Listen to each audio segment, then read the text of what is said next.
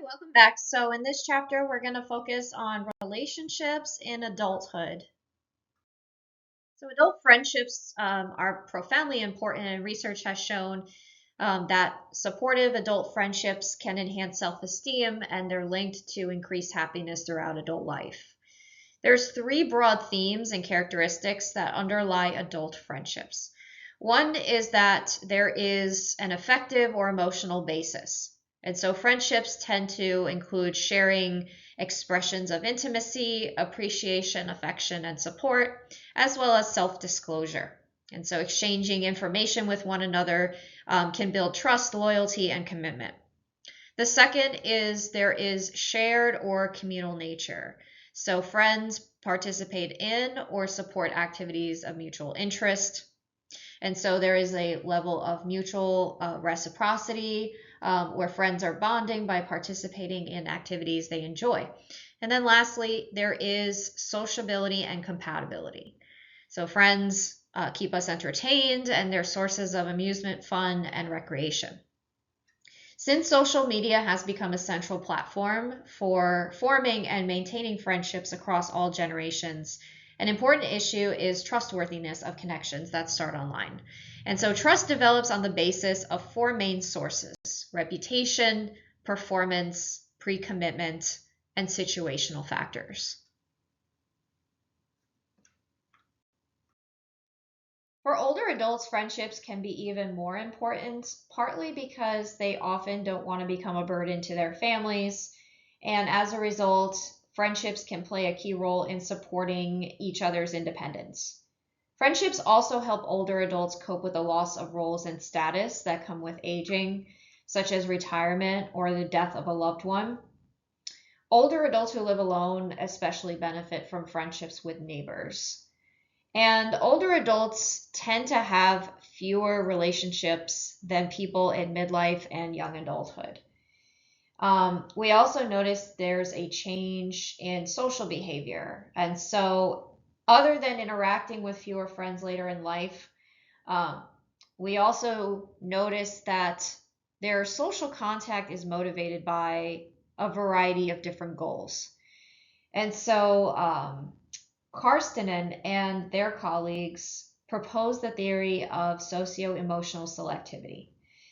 This suggests that as people age, their social contact is guided by emotion regulation, self-concept, and seeking information.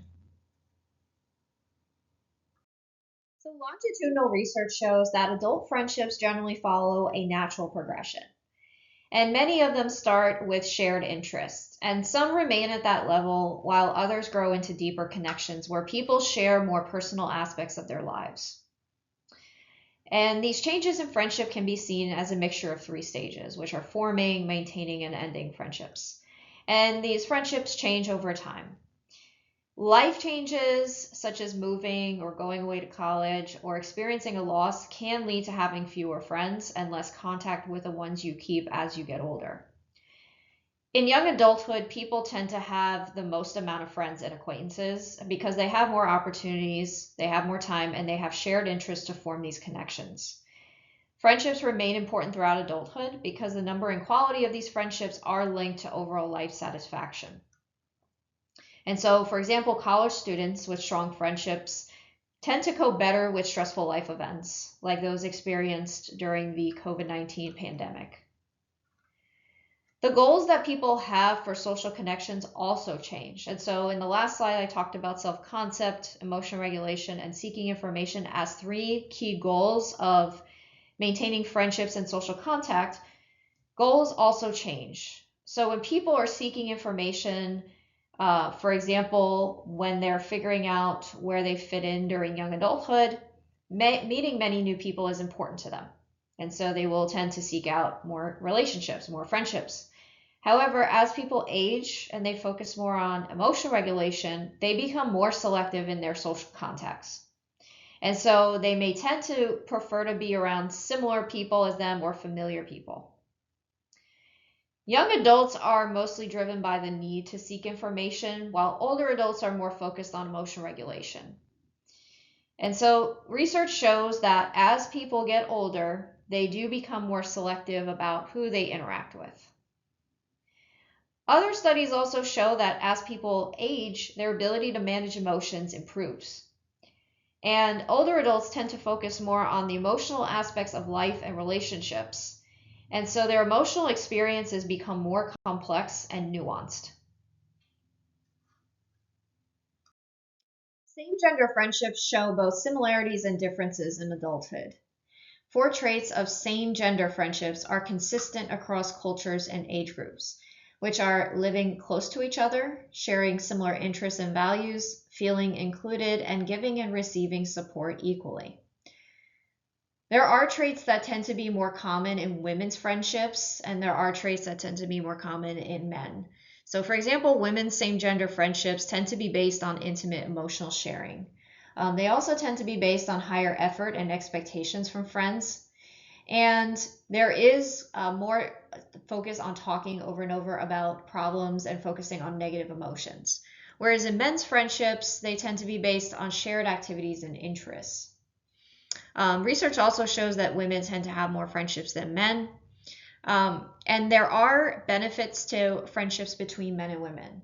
And so when it comes to friendships between genders, they are particularly helpful for men and help men feel less anxious about dating and better able to form intimate relationships. And these patterns are seen across different racial and ethnic groups as well. However, due to stereotypes, friendships between genders can face challenges, especially when there are misunderstandings. And so one common issue is having concerns about sexual attraction between friends, which can lead to conflicts and is why such friendships are less common in adulthood. There has been limited research on interracial friendships that are not romantic. However, it's clear that having friends from different racial or ethnic backgrounds can positively influence attitudes. Studies show that people with diverse friendships, whether they're in person or online, tend to have more positive views towards others from different backgrounds.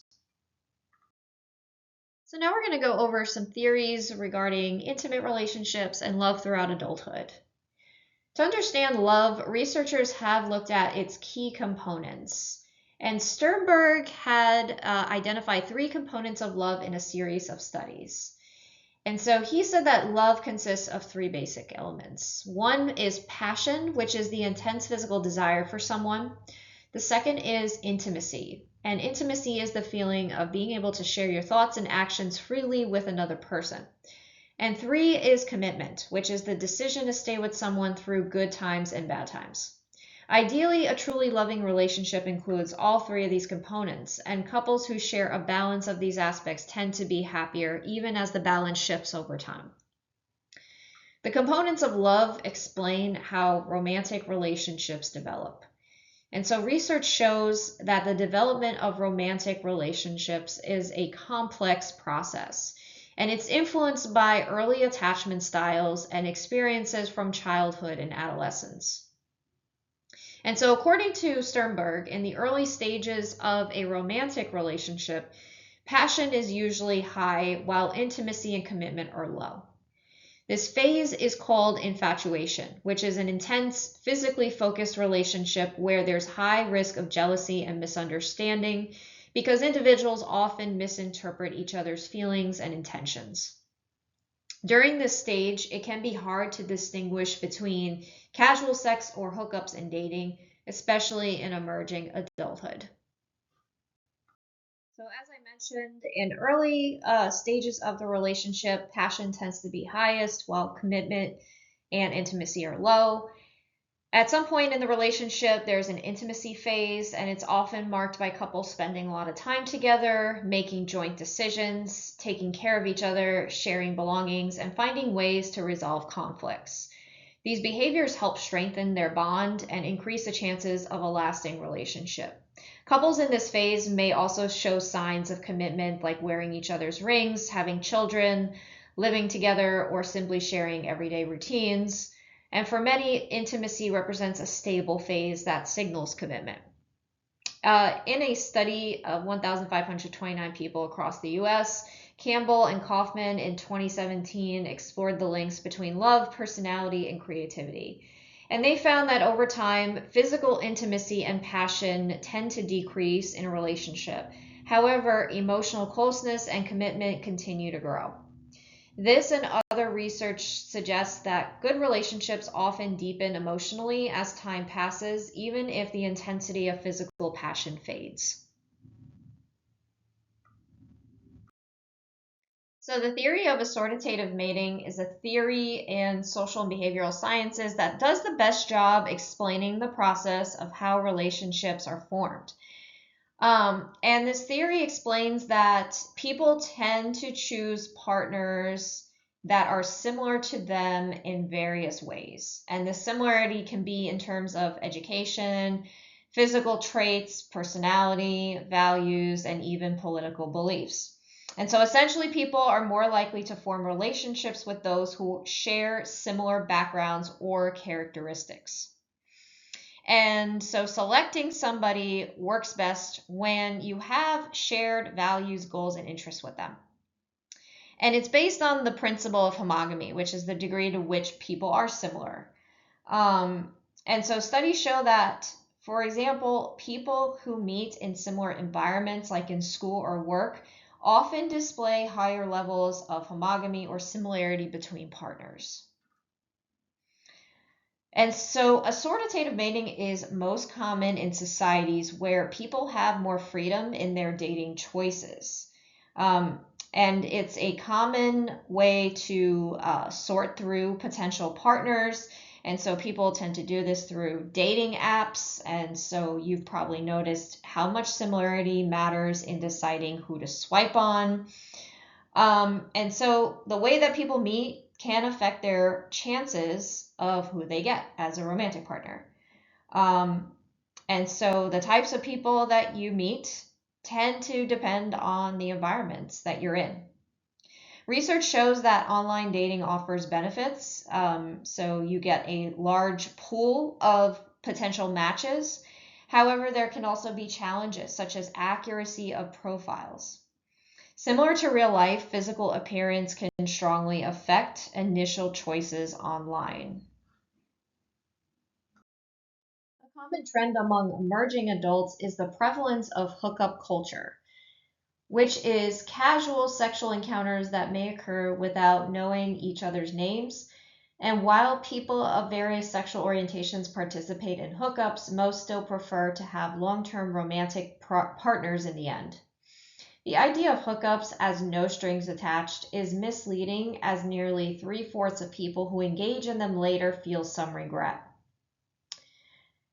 So how do relationship building behaviors vary across cultures? Well, research has explored factors that attract people to one another in different cultural settings. So for example, Schmidt and his colleagues studied 62 cultural regions and found that secure romantic attachment was the norm in nearly 80% of them. In East Asian cultures, preoccupied attachment styles were particularly common. Overall, cross-cultural studies suggest that there are global patterns in how people choose partners and form romantic bonds. Typical romantic attachment styles are often linked to social and cultural factors, and these findings support evolutionary theories about romantic attachment and universal human strategies for forming relationships. So far, we've focused on relationships that are mostly positive and healthy, but unfortunately, this isn't always the case. Some relationships turn violent, with one partner becoming aggressive and abusive towards the other. And so these types of relationships have been studied extensively since the early 1980s, when US courts first recognized that abuse could, under certain conditions, explain a person's actions. So for example, in cases of battered spouse syndrome, the causes of aggression become more complex as the level of aggression increases. A partner may feel they are unable to escape the abuse, and they may eventually resort to violence to protect themselves. US courts recognize battered spouse syndrome as a possible defense in cases where an abused partner has taken violent action against their abuser. Research has identified several factors that increase the risk of experiencing relationship violence. So these predictors include being female, having multiple romantic partners, beginning sexual activity at an early age, being in relationships with traditional gender and power roles, being alone in unfamiliar places, and having a history of childhood abuse. So in the US, federal data shows that approximately 1 in 4 women and nearly 1 in 10 men have experienced sexual violence, physical violence, or stalking by an intimate partner at some point in their lives. Globally, between 10% and 69% of women report being physically assaulted or raped, making this a top priority for the World Health Organization. Culture plays a key role in shaping relationships, which means it is also crucial in understanding patterns of partner abuse. In many cases, violence against women reflects cultural norms, beliefs, and values rooted in patriarchal societies. Some forms of violence are widespread, such as sexual slavery, intimate partner violence, and honor killings. Research shows that rates of violence are often higher in cultures that place a strong emphasis on female purity, virginity, male status, and family honor. In some regions, so-called honor killings by male family members occur when a woman is perceived to have damaged the family's reputation. So in terms of elderly abuse and neglect, relationship violence takes on a broader context with respect to older adults. And elderly abuse is difficult to define, but it has several categories.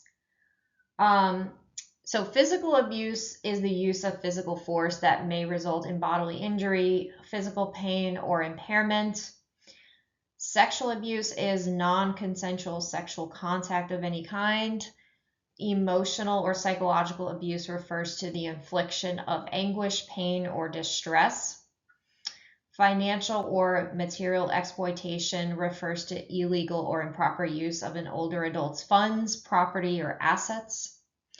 Abandonment is the desertion of an older adult by an individual who had physical custody or otherwise had assumed responsibility for providing care for the older adult.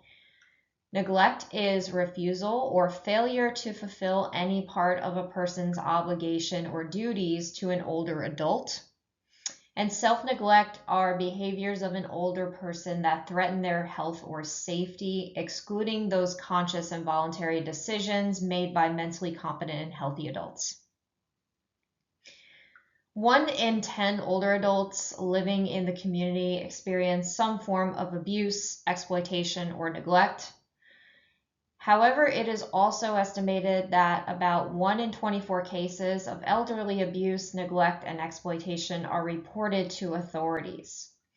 Globally, researchers estimate that perhaps 1 in 6 older adults experience some type of abuse, neglect, or exploitation in a community setting. Singlehood refers to the state of being unmarried or not in a committed long-term relationship. Single people may live alone, or they may live with family, friends, or roommates.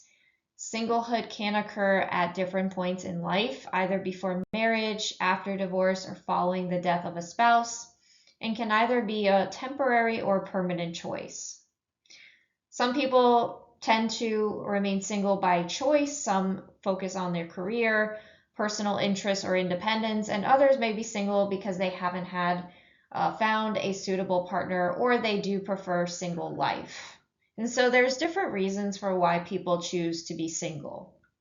In the US, about half of all households are headed by unmarried people. And with so many people being single, attitudes towards singlehood are shifting, especially as singles increasingly represent the broader population in the US and other countries. Researchers highlight that there are stereotypes and biases against single people, especially women. Society often views married people as kinder and more giving, and public policies tend to favor married couples. Studies have shown that singles sometimes face discrimination, such as difficulties finding housing.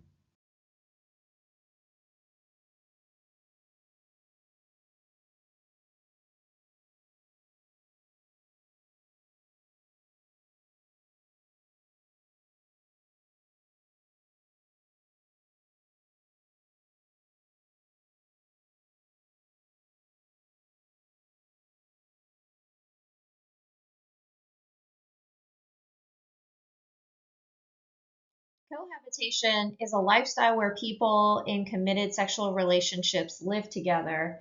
Um, and so this is becoming increasingly popular in the US, Canada, Europe, Australia, and other regions, especially among millennials and older adults.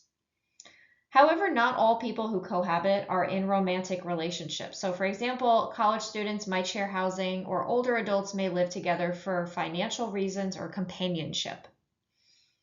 Cohabitation is now the most common committed living arrangement among millennials in the US. For example, many young adult women cohabit with a partner in their first serious relationship rather than marry. Cohabitation has also become more common among adults over 50, with rates 4 times higher than in 1995. Relationships also last longer in cohabitation today than in the past. The average length is now about 18 months compared to 12 months in the 1980s. Cohabitation patterns vary globally. In many European, South American, and Caribbean countries, cohabitation is a common alternative to marriage. For instance, in the Netherlands, Norway, and Sweden, cohabitation is a cultural norm. In Sweden, 99% of couples that were married lived together before marriage, and about 1 in 4 couples remain unmarried. In these countries, marriage often happens later, typically to legalize the relationship after having children, unlike in the US, where marriage often signifies love and commitment. Research shows that the happiest cohabiting couples resemble happy married couples, sharing finances, household duties, and child care. However, cohabiting couples in the US generally report lower satisfaction and trust in their relationships compared to married couples, and this is likely due to the distinct cultural importance of marriage in the US. So many adults in the United States still hope romantic relationships will lead to marriage. And based on the trends that we see, Americans are waiting longer to reach this milestone. Over the past few decades, the median age for first marriages has steadily increased. Men and women are marrying more than 7 years later on average than they were in 1970. And this trend reflects some global patterns. In developed countries, the average age at first marriages is rising, whereas it tends to remain stable in countries where there are cultural or traditional values. So, for example, arranged marriages would play a larger role in the stability in the age at which people marry. In the US, financial factors such as student debt and a focus on career building are major reasons behind the delay. Additionally, marriage itself is becoming less popular in many countries, and more couples are opting to cohabit or formalize their relationships in alternative ways first. And so you'll see in your textbook in figure 11.5, marriage rates are generally declining worldwide, with the US marriage rate now at its lowest point in the past century.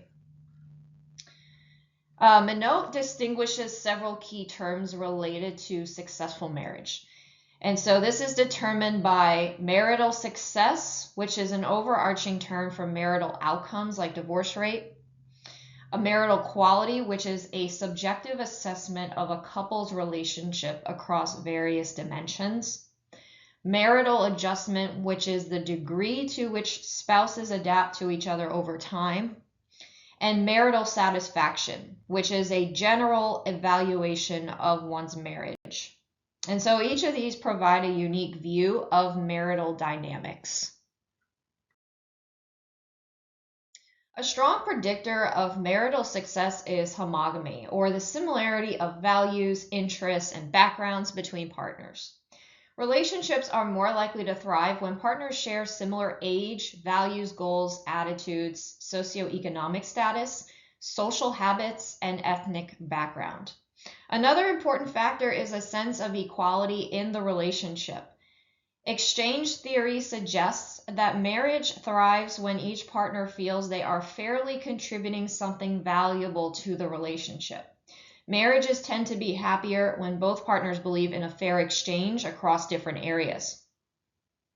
Cross-cultural studies support these factors. In both the US and Iran, couples identify trust, open communication, honesty, joint decision making, and commitment as key to a successful marriage. Couples who value religion often see shared faith as another important component. So, one research question is, do married couples stay happy? So, few things are as joyful as a couple on their wedding day when newlyweds are often at the height of marital happiness. And the beliefs that each person brings into their marriage play a significant role in shaping their marital satisfaction as the relationship progresses. Feelings often change over time, and sometimes they grow stronger and sometimes they weaken. Research shows that for most couples, marital satisfaction is highest at the start of a marriage, may decrease slightly until children start to leave the home, and remains relatively stable overall across demographic groups. Despite this general trend, there is considerable variation. So for some, marital satisfaction declines more sharply, which can lead to emotional distance or even separation. The long-term pattern of satisfaction in a marriage often depends on the mutual dependence between spouses. Strong marriages tend to form when both partners rely on each other equally and share core values that reinforce their commitment. However, if one's partner's dependence is much higher than the other's, stress and conflict are more likely to happen. Successfully managing these changes is a key to a lasting, happy marriage. Carney and Bradbury tried to explain the differences in marital satisfaction, and they proposed the vulnerability stress adaptation model of marriage. And this model suggests that marital quality is a dynamic process influenced by a couple's ability to handle stress within the context of their unique vulnerabilities and resources. When couples improve their ability to adapt to stress over time, the quality of their marriage is likely to improve. So, how well couples handle challenges and stress often determine whether their marriage endures or ends in divorce. In the early stages of marriage, couples often have a strong, idealized view of each other's qualities. For heterosexual wives, but not husbands, having a more realistic perception of their spouse is linked to more supportive behaviors and a greater sense of control within their marriage. Couples who are happiest early on tend to focus on the positive aspects of their relationship, and they avoid nitpicking. Longitudinal studies show that disillusionment, which is characterized by having reduced affection and feelings of ambivalence and decreased responsiveness towards their partner, are key indicators of marital dissatisfaction. And so a lot of research since 2010 has shown two major trends. So contrary to behavioral models, negative communication between spouses doesn't always indicate difficulty or trouble. And improving negative communication doesn't necessarily lead to greater marital satisfaction. That's the first trend. The second trend is adaptive processes that work for middle and upper income couples may not apply to lower income couples. And so this suggests that some marital models are not universally applicable. So this is the vulnerability stress adaptation model included in your textbook, and it is a comprehensive framework that explains how marital satisfaction and stability evolve over time as couples face various challenges. And so within this framework, you have enduring vulnerabilities, and external stressors that interact with initial satisfaction. And so your personal vulnerabilities are inherent characteristics or traits that each partner brings into the relationship. And these can be either positive or negative and shape how individuals perceive and respond to marital challenges. Second is stressful life events or external stressors. So these are pressures that couples experience from outside the relationship, which can strain the relationship. And these can be either acute one-time events or chronic ongoing challenges. So some examples would be major life transitions like moving, starting a new job, or having children, financial pressures, which include job loss, debt, or economic hardship, and health issues, which are physical or mental health problems, especially those that affect one or both partners. And then you have adaptive processes, which are the strategies and behaviors that couples use to manage stress and work through challenges. Adaptive processes include communication patterns, problem-solving approaches, and conflict resolution skills. And so the model posits that the quality and stability of a marriage depends on the complex interplay of these vulnerabilities, stress, and adaptive processes. And when couples experience high stress with low adaptability or high vulnerabilities, marital satisfaction tends to decrease. In contrast, couples with fewer vulnerabilities or who possess effective coping strategies are more likely to navigate stress successfully and maintain a satisfying, healthy relationship. So now we'll briefly discuss family dynamics across adulthood. And one of the major milestones is parenting. So first pregnancy is a major life event that brings both rewards and challenges. Deciding to become a parent is pretty complicated because, as I said, there are both rewards and challenges. Finances become of a great concern. And so most parents feel that their children bring joy, strengthen family bonds, and provide a sense of accomplishment. However, raising children is very expensive. In the US, a middle-class family with a child born in 2022 can expect to spend around $275,000 by the time the child turns 18, and this does not include college tuition costs. This expense varies by income level, but it is a substantial financial burden, especially for single earner households. There are a lot of couples now that are remaining child-free, although they still face social pressures about their choice. But there is are more people accepting of child-free couples now in countries like the US, UK, and Germany. The decision to remain child-free can vary by gender. So higher education and financial factors increase the likelihood of child freedom for women, while traditional gender roles decrease it. For men, traditional views on gender roles reduce the likelihood of staying child-free, though education and income do not have as much impact. The average age for first-time parents in the US has steadily increased due to factors like delayed marriage, career building, and choosing to postpone childbearing. Women now have their first child around age 27 on average, and men around age 31.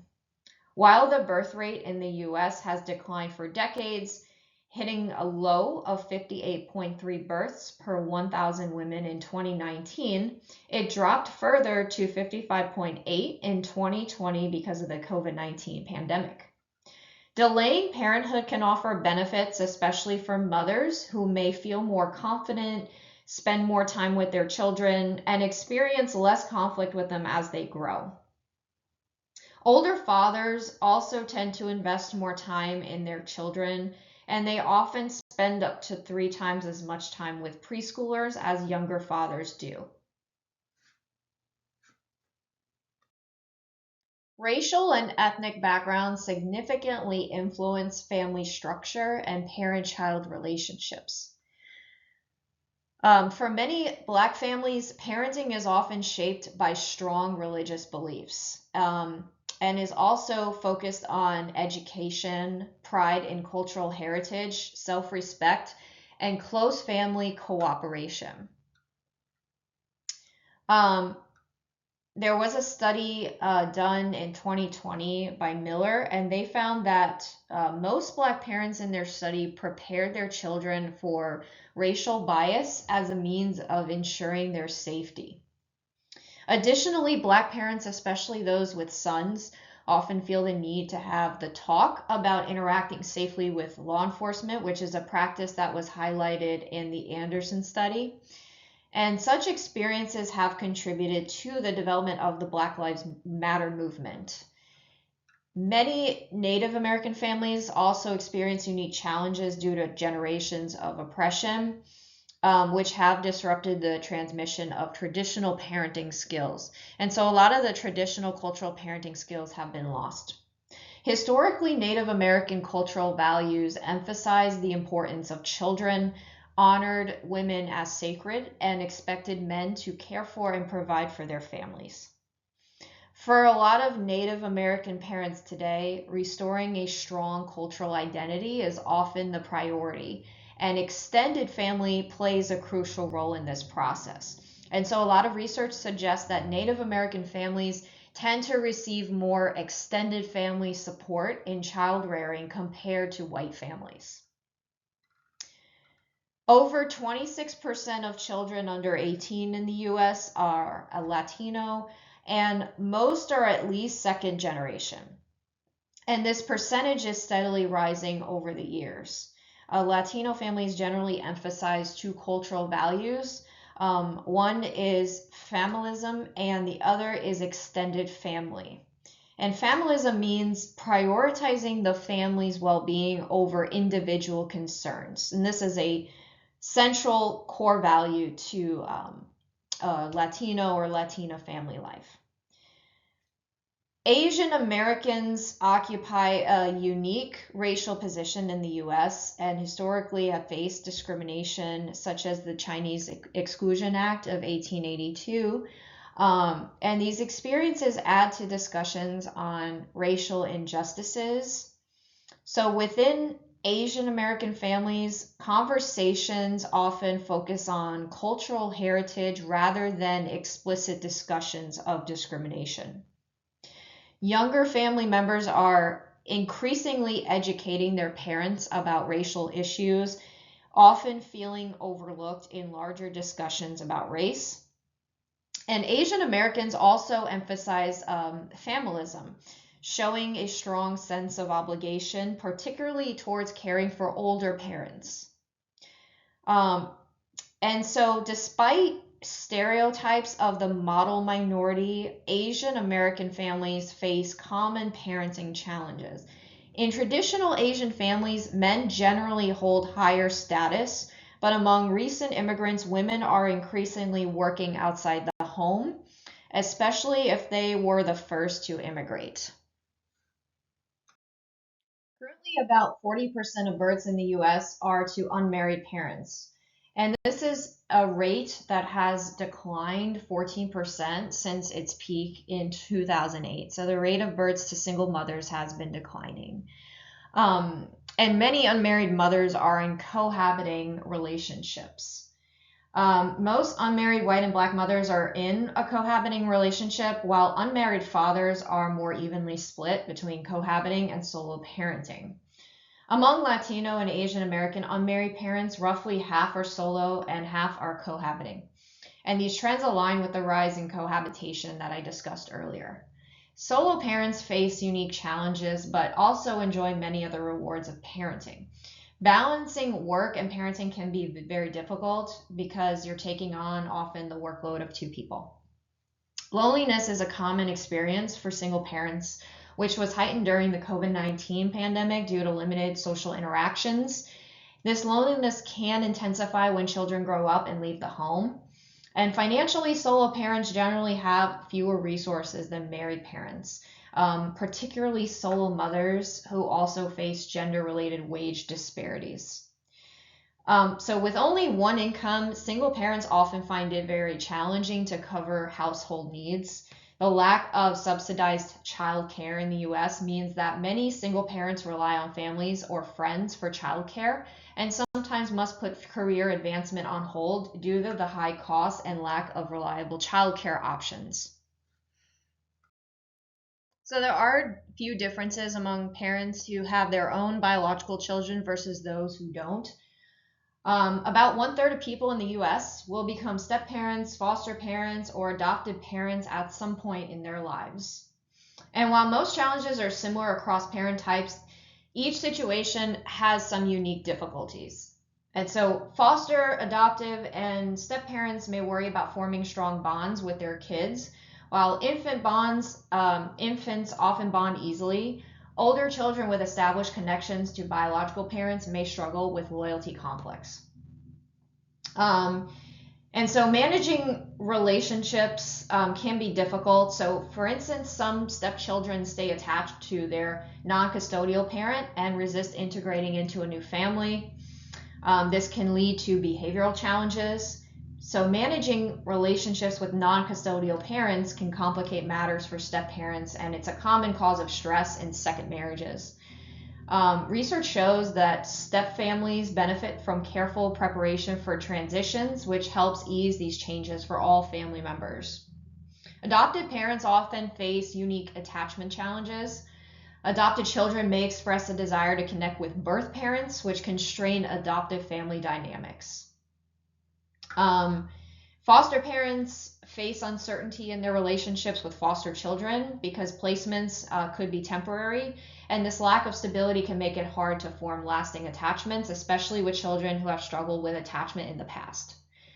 Quality foster care has shown positive effects on children's attachment and development. In the LGBTQIA+, those individuals are increasingly becoming parents through biological means, adoption, or foster care. And evidence shows that children raised by individuals that are part of LGBTQIA+, fare just as well as those raised by heterosexual parents. Studies also suggest that parents often have more equal child-rearing roles compared to heterosexual couples. And while more research is needed on family dynamics involving transgender, non-binary, and other LGBTQIA+ parents, recent studies indicate that these children are psychologically healthy and they may have lower levels of prejudice and homophobia. Family connections across generations play a key role in socializing children and preserving the family's identity. In many families, members of the middle generation act as the kinkeeper by gathering family histories such as photos and documents and maintaining links between older generations and their children. Middle-aged women are more likely than men to take on this role, organizing family events and keeping relatives connected. Middle-aged parents often face many challenges, such as managing relationships with their children and adjusting to their kids becoming adults. They may also have to handle work and financial stress and care for aging parents. And this period is sometimes called the sandwich generation because parents balance the demands of caring for both their children and their aging parents, along with their own personal needs. As children grow up, many parents experience two key changes. Their children start to see them differently, leading to a better relationship, and the children leave home. How parents handle their children's independence impacts the transition. Most parents manage this well across cultures, however, the process can still be tough. Mothers in particular often feel sadness when their children leave, but they also recognize the potential for their relationships to improve. Parents continue to provide emotional support and financial help when needed, such as paying for college and offering a place to live. Parents' satisfaction with this phase is often tied to how well they believe they raise their children and whether their children meet the cultural expectations for success and share similar values. Most people become grandparents in their 40s or 50s. Some can be older than that, and some may even be as young as their late 20s or early 30s. For many middle-aged adults, becoming a grandparent is a significant and joyful experience. While most studies on grandparenting focus on heterosexual grandparents, there's growing attention to LGBTQIA+ grandparents as these family roles become more visible. Grandparents interact with their grandchildren in many different ways, using various styles that may shift over time and vary for each grandchild. A cross-cultural approach considers the multiple roles that grandparents play and the evolving nature of family relationships. The social dimension includes societal expectations of grandparents. such as contributing to their grandchildren's emotional and cognitive development and passing on family history. Grandparents tend to pass on skills, religious beliefs, social and vocational values, and grandchildren give to grandparents by keeping them in touch with youth. The personal dimension involves how grandparents feel personally fulfilled by their role, and so many grandparents share these skills, values, and wisdom through stories and guidance. And grandchildren in return help keep grandparents in touch with their culture and trends. And so they can sometimes connect through video chats to stay updated in each other's lives. There are ethnic and racial differences, so intergenerational relationships are more important in some cultures than others, such as Black and Latino Americans. And Native American grandparents tend to help connect grandchildren to their cultural heritage. Grandparenthood holds profound significance in people's lives and offers multiple layers of meaning and contributes to a sense of generativity, which is the desire to nurture and guide future generations. And so the importance of this role varies among individuals. So for some, it becomes their primary source of life purpose, and for others, they find fulfillment in different aspects of the role. And so grandparenthood could mean for them being viewed as a source of wisdom and having the freedom to indulge their grandchildren, connecting to their own memories of being grandchildren, and taking pride in their family's multi-generational legacy.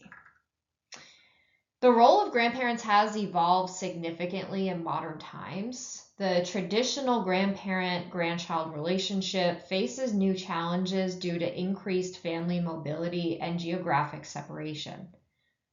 Additionally, modern grandparents often maintain independent lifestyles separate from their extended families, making their role less clearly defined than in previous generations. A particularly significant shift is the growing prevalence of grandparents becoming primary caregivers for their grandchildren. And so in the US alone, approximately 3 million grandparents provide essential care, including housing, food, and clothing for their grandchildren. This arrangement arises from various circumstances, including parents' work commitments, parental death, substance abuse issues, parental incarceration, behavioral challenges with children, and parents' inability to provide care to their kids. And this phenomenon extends globally, so additional factors are disease epidemics and warfare contributing to grandparent-led households in many regions. These caregiving grandparents often face significant obstacles, and particularly this is in legal matters. Without formal custody, they frequently struggle with administrative tasks like accessing school and medical records. Social workers typically assist these grandparents in navigating complex bureaucratic systems. And the challenges of raising grandchildren are substantial and universal. And so grandparents who raise their grandchildren tend to face more stress and role disruption than non-custodial grandparents. Common difficulties include financial strain, limited living space, social isolation, and role disruption. Providing care for aging parents is a common responsibility that many adult children face. And the path to becoming a caregiver varies, but there is a clear pattern across societies. And it's that daughters and daughter-in-laws typically become the primary caregivers, and this is largely due to traditional gender-based caregiving expectations. Research shows a concerning trend, and this is that primary caregivers often shoulder their responsibilities with minimal support from other family members. And this dynamic is visible across different cultures. So in the US, most caregiving is provided without insurance coverage or financial compensation. In Japan, while tradition assigns caregiving responsibility to the oldest son, His wife typically handles the daily care for both sets of parents. And these traditional patterns are gradually shifting, but we see that there is a little bit more support in other countries as opposed to the United States. The concept of filial obligation is the felt duty to care for a person's parents, and it's a universal theme across cultures. Most adult caregivers express they have a moral obligation or a sense of reciprocal responsibility, and they view their caregiving as a repayment for the care they received during their own upbringing. Cross-cultural research consistently shows that adult children serve as the primary caregivers for their aging parents. And this holds true across various cultural contexts. So it's highlighting the universal nature of family-based elderly care, despite there being significant personal and financial challenges. And so about 50 million Americans provide care for older parents, in-laws, and grandparents. And the caregiving experience creates a complex mixture of stress and rewards. Of these 50 million adults, 43 million offer unpaid care to those over 50, including aging parents, in-laws, grandparents, and other elderly relatives. So caregivers face two primary categories of stress when caregiving. So one is the first source is witnessing parents' functional decline, especially cognitive decline, and coping with parents' declines. So managing challenging behaviors, including physical aggression, dealing with work overload and burnout, and adjusting to changes in the parent-child relationship dynamic. The second source of stress is feeling confined by caregiving responsibility. So, feeling restricted, feeling that they have lost a sense of independence and they can't just do whatever they want. Another source is struggling to balance multiple roles. So, they may work full time while trying to be a spouse and also caring for their parents. Experiencing conflicts in family relationships and work life can happen due to facing financial difficulties and emotional burden from caregiving. Caregivers can also lose a sense of personal identity and have decreased confidence in managing multiple responsibilities. And so the impact of these stressors is particularly significant when caregiving duties interfere with the caregiver's ability to fulfill other life roles effectively. And this can often lead to a cascade of personal and professional challenges. Divorce in the United States is common and has rates higher than in many other countries. Asian Americans tend to have the lowest rates of divorce, where African Americans have the highest rate. About half of American couples stay married, with divorce rates declining since 2000 and reaching a 50-year low in 2020. During the COVID-19 pandemic, data on divorce was mixed.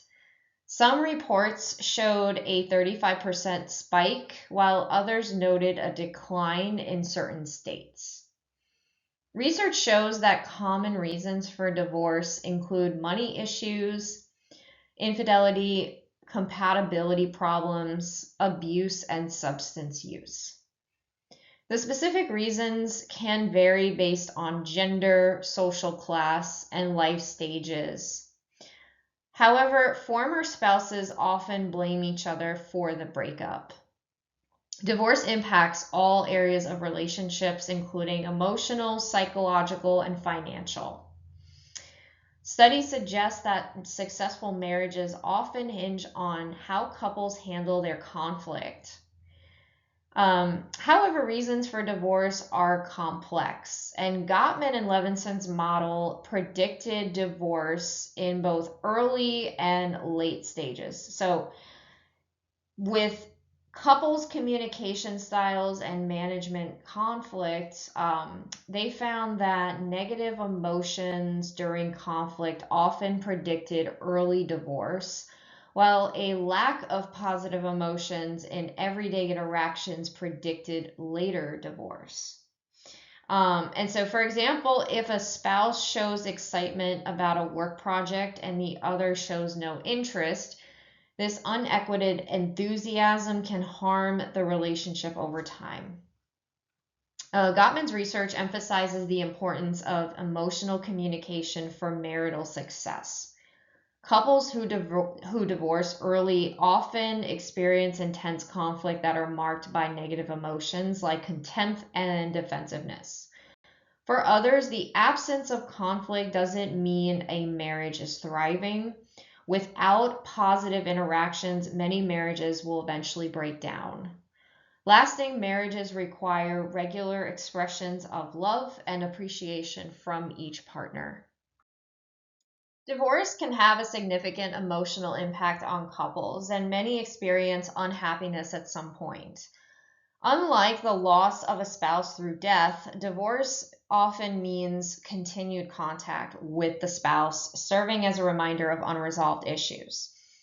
And it creates a form of ambiguous loss. And so studies from Ghana, Pakistan, Saudi Arabia, Spain, and the US showed that divorced individuals in various cultures often feel anxious, disappointed, misunderstood, and rejected. Divorce also affects physical health, and its financial consequences can impact future generations by influencing education and parenting quality. Divorce, especially with children involved, often means that one's ex-spouse remains in the picture, which can trigger unpleasant reminders and feelings of personal failure.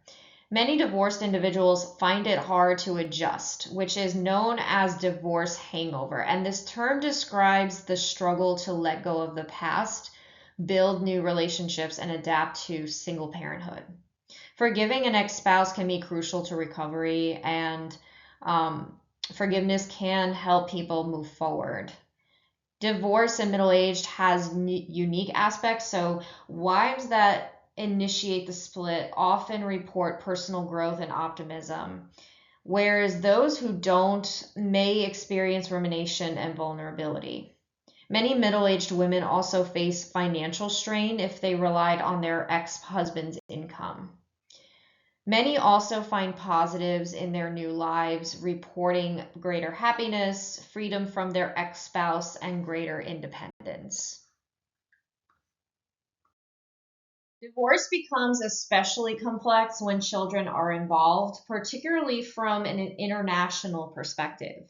In most countries, mothers usually receive custody, but they often lack adequate financial support, and this creates a significant financial burden that lowers their standard of living. Divorced fathers, on the other hand, often face emotional challenges, and many wish to stay involved in their children's lives, but seldom do. When mothers with custody remarry, visits from non-custodial fathers often decrease. One promising solution to the typical custody struggles after divorce is the Collaborative Divorce Project, which is based on collaborative law. This voluntary contract-based process allows couples to work together to reach an agreement rather than having a decision imposed by a court or arbitrator. Collaborative divorce specifically supports parents with young children as they start the separation process. Results from this approach are encouraging and show reduced conflict, greater involvement from fathers, and better outcomes for children compared to traditional divorce methods. Both parents generally evaluate this process positively, and intervention families demonstrate more cooperation and less reliance on costly custody evaluations and services. The Collaborative Divorce Project highlights that family-centered programs can be effective and beneficial for everyone involved. Despite adjustment problems, the vast majority of divorced people remarry. The experience of divorce doesn't always stop people from entering new relationships or marrying again. The remarriage rate has dropped significantly since the mid-20th century, especially in the last 20 years. And this decline varies by age. Between 1990 and 2018, the remarriage rate for divorced people ages 20 to 35 fell by about 50%. For those over 55, it remained steady. Remarriage brings unique challenges which likely contribute to higher divorce rates in remarriages. So, for instance, partners carry unresolved issues from previous marriages that can create tension in the new relationship. In some cases, older adults face pressure from their adult children who disapprove of remarriage and sometimes cause them to remain single. Common issues in remarriages include conflicts with ex-spouses over child custody, competing loyalties among stepchildren, and financial difficulties. For emerging adults, remarriage can also complicate family dynamics and shape their own views on marriage and divorce. For example, those who witnessed high parental conflict often have a more positive view of divorce. Religious beliefs can also influence young adults' attitudes. Remarriages are generally less stable than first marriages, and this trend has increased since the 1990s. While the average first marriage lasts about 13 years, remarriages typically last about 10 years. This difference is not due to relationship quality, it's rather due to the added pressures from complex family relationships, lower commitment, and financial strain. Despite these challenges, couples who remain committed and actively work on their remarriage often succeed.